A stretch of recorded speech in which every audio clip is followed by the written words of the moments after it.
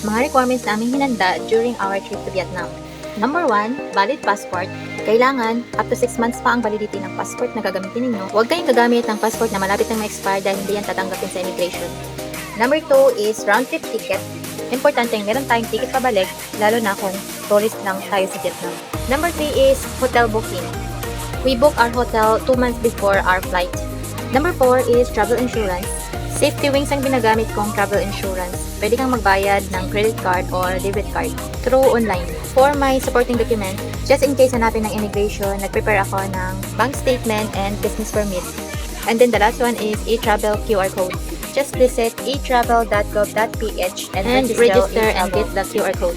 And then pagdating naman sa Vietnam ay wala nang hinahanap sa immigration kasi visa-free naman tayo mga Pilipino. We can stay in Vietnam for 21 days. Walang hinahanap or tinatanong sa immigration ng Vietnam. Lahat pala ng mga travel namin ay puro DIY. Kami lahat ang nagbubook ng ticket. That's it for today's video. Thank you for watching. Bye!